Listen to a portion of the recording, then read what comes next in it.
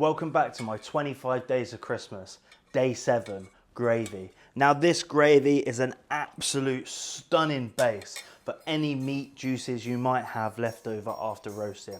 We're talking a viscous powerhouse sauce that will carry your Christmas dinner through the ages. Let's get it.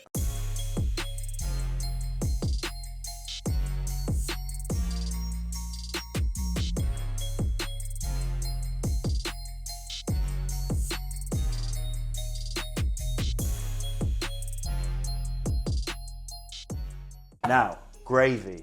Christmas gravy is something to behold. It should be special, it should be deep, it should be full of the flavor of roasted meat.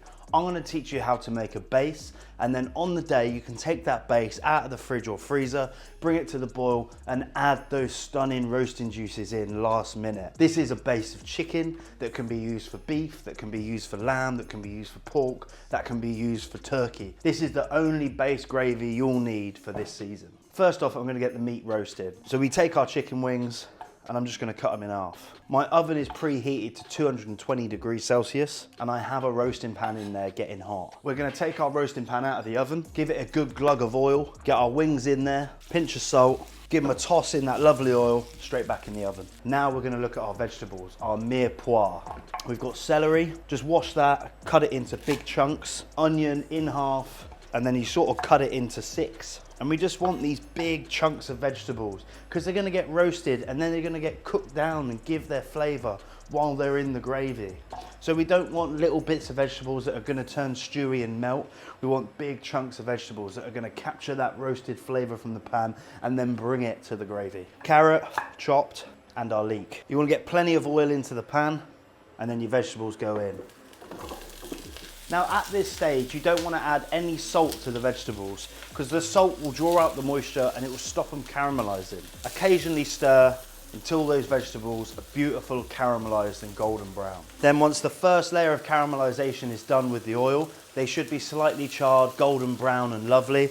We're going to add a good knob of butter. The butter is just going to give another hit of flavor and a second layer of that caramelization. The last thing you want is a fatty sauce. So when this veg is stunningly caramelized, we're gonna drain it out in a sieve. And I think this is the base difference between a great sauce and a good sauce, is the amount of impurities you have in that gravy. So by straining out the fat, when the wings come out of the oven, by getting rid of those base impurities, what you're doing is clearing up the sauce. You're giving it a clarity of flavor. So its deep roasted meat flavor doesn't get covered up by any impurity. We're gonna add some Madeira to the pan and just deglaze all of that goodness that's there at the moment. Once that Madeira is properly reduced and it almost looks like caramel, go in with your white wine. Now there's a little rule I like to stick to. If you're using white meat in your sauce, use white wine. If you're using red meat in your sauce, use red wine. There's only one time that crosses over, and if you're using Pyrenees milk-fed lamb. Now lamb is traditionally a red meat, but because the age of the lamb is so young, the meat has not fully developed, so use white wine in that sauce, if you ever come across that product. Generally, white meat, white wine, red meat, red wine. This is a chicken base.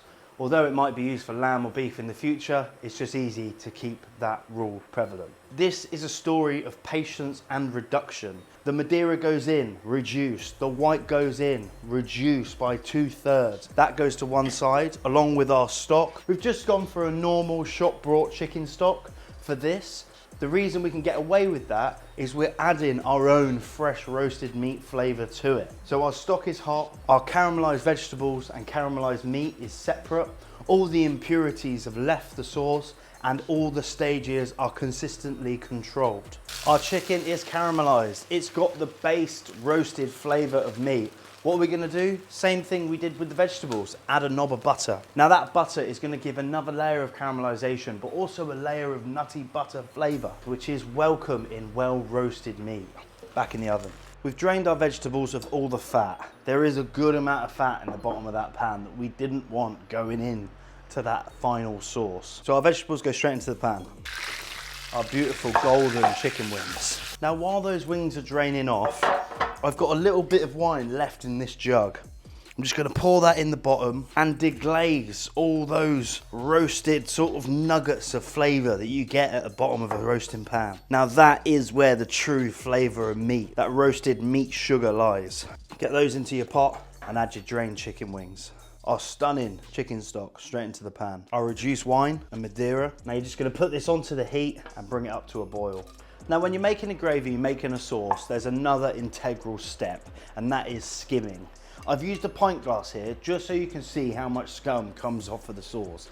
You can use any sort of container that will hold hot water. The reason you need hot water in your skimming pot is so it cleans the ladle after you've put it into the sauce. Because if I skim that now, it'll have an whole manner of scum around the bottom of the ladle, and I'll just be putting that straight back into the sauce. It's like trying to clean something with a dirty sponge. So what you do is you create a vortex in the middle of your stock, pushing all the scum to the outside of the pan, and then when you lift it up and collect that scum, you wash the ladle in the hot water, so a clean ladle goes back into your sauce. And you're just collecting all that guppings and sort of scummy foam from the top of the sauce, and that will really clean it out.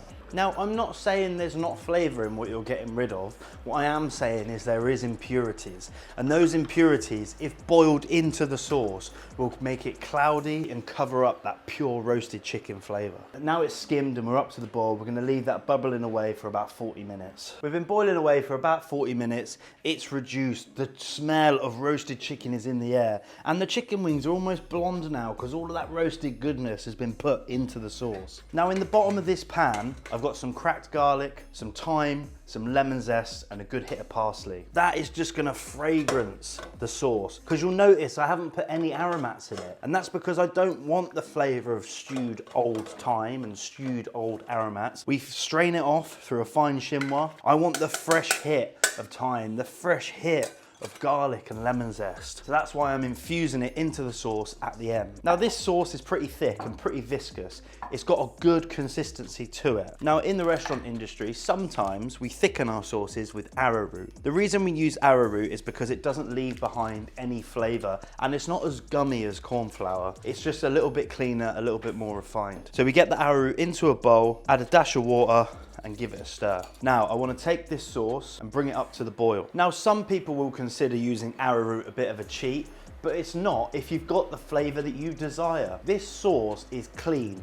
It's flavored with roasted chicken, roasted vegetables, a great stock, and a good amount of wine and Madeira. I'm happy with that flavor. I don't want the over-reduced tar that you get in sauces of old. I want a clean, refreshing, pungent sauce. So in order to do that, I'm rectifying the consistency with arrowroot. You boil your sauce, give it a stir, and then pour the arrowroot in. And this thickens immediately, so you can get your desired consistency without over reducing and changing the flavor. Now those aromats, the thyme, the lemon zest, the garlic, has been infusing in there for about 5 minutes. I've rectified the consistency and I'm happy with the flavor. We're gonna pour all those off. Taste.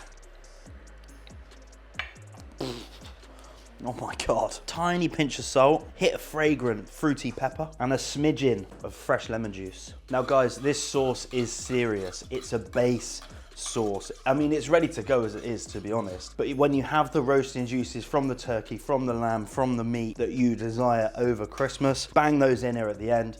Give it a warm up, give it a little whisk, and it'll be stunning good to go. Now you can see the consistency. It's thick, it's homogeneous. The color is deep and brown from those roasted bones. You should be able to see yourself in it. If it's a good glossy sauce, that means the skimming has been good, and that gives us this luxurious, silky, rich sauce that is absolutely stunning and that will change the game when it comes to your Christmas dinner. With the flavor of thyme, lemon, black pepper, roasted vegetables, reduced Madeira, and roasted chicken.